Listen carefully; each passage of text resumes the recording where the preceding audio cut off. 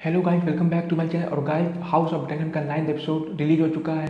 8th episode की last में king वाइसेरस की डेथ हो चुकी थी। और गाइस, इस एपिसोड की स्टार्टिंग में दिखाया गया है कि रेड कीप में एकदम सन्नाटा छाया हुआ है। क्वीन एलिसन की सर्वेंट को सबसे पहले पता चलता है कि किंग की डेथ हो चुकी है और वो क्वीन एलिसन को बताती हैं। और इसके बाद क्वीन एलिसन अपने पिता ओट्टो हाईटावर को बताती हैं और ओट्टो हाईटावर एकदम अर्जेंट में स्मॉल काउंसिल बुलाते हैं और स्मॉल काउंसिल में ये डिस्कस करते हैं कि कौन कौन से लॉर्ड उनकी तरफ है और कौन कौन लॉर्ड प्रिंसेस रिनिएरा की तरफ है, क्योंकि किंग वाइसेरस ने 20 साल पहले प्रिंसेस रिनिएरा को अपना उत्तराधिकारी घोषित किया था। किंग के मरने के पहले किंग के सबसे लास्ट वर्ड थे एगॉन द कन्क्यूरर के एक ड्रीम की बात कर रहे थे, जो उनका सॉन्ग है आइस एंड फायर। लेकिन क्वीन एलिसन अपने बेटे एगॉन के बारे में समझ लेती हैं, मिसअंडरस्टैंड कर लेती हैं कि किंग वाइसेरस चाहते हैं कि उनका बेटा एगॉन किंग बने। और इसी चीज पे सारा बवाल आगे के एपिसोड में आपको देखने को मिलेगा। तो गाइस, लॉर्ड ब्रूस बेरी एकदम खिलाफ होते हैं क्वीन एलिसन और ओट्टो हाईटावर के। वो कहते हैं कि मैं प्रिंसेस रिनिएरा का ही सपोर्ट करूंगा, क्योंकि किंग ने 20 साल पहले उन्हीं को उत्तराधिकारी घोषित किया था और हम सभी लॉर्ड ने 20 साल पहले इस चीज की शपथ भी ली थी, प्रिंसेस रिनिएरा के प्रति वफादार रहेंगे। लेकिन टाइविन लैनिस्टर कहते हैं कि वो तो 20 साल पुरानी बात है और ये शपथ हमने नहीं ली थी, हमारे फादर्स ने ली थी, जो कि अब जिंदा भी नहीं है। और यही सब बहस में क्रिस्टन कोल लॉर्ड ब्रूस बेरी का सिर मेज में पलट देते हैं और उनकी डेथ हो जाती है। और इसके बाद लॉर्ड कमांडर सर हेरोल्ड और सर क्रिस्टन कोल की लड़ाई होने जाती है, लेकिन क्वीन एलिसन इसको रोक देती हैं। और उसके बाद ओट्टो हाईटावर लॉर्ड कमांडर से कहते हैं कि तुम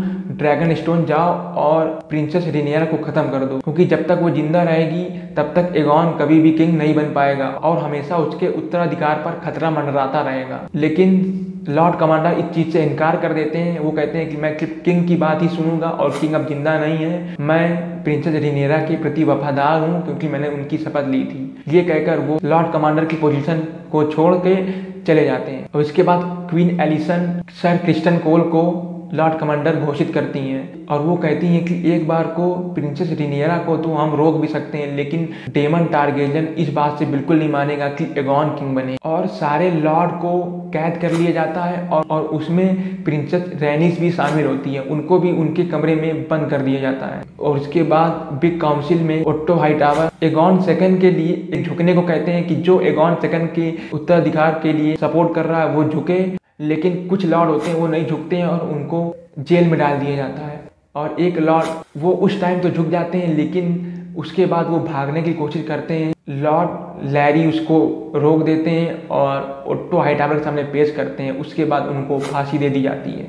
और इस टाइम एगॉन महल के बाहर कहीं अयाचिया कर रहा है और इसी को ढूंढने के लिए ओट्टो हाईटावर सर एरिक को भेजते हैं और क्वीन एलिसन सर क्रिस्टन को और अपने बेटे एमन को भेजते हैं। लेकिन और वहाँ पे लेडी माइसेलिया का पता चलता है, जो डेमन टारगेरियन की थी। जिसने एपिसोड 2 देखा है उसको ये चीज पता होगी। तो वो कहती है कि मुझे पैसे दो, उसके बाद मैं बताऊंगी कि कहाँ पे एगॉन टारगेरियन है। उसके बाद ओट्टो उसको पैसा देते हैं और वो एगॉन का पता बताती है और सर एरिक उसको ढूंढ लेते हैं और एगॉन वहाँ से भागता है। वो बिल्कुल इंटरेस्टेड नहीं होता है किंग बनने में और उसको यकीन भी नहीं होता कि कोई उसको किंग बनाएगा। और वहाँ पे एमन टारगेरियन अपने भाई एगॉन को पकड़ लेते हैं क्योंकि वो चाहते थे कि किंग बने।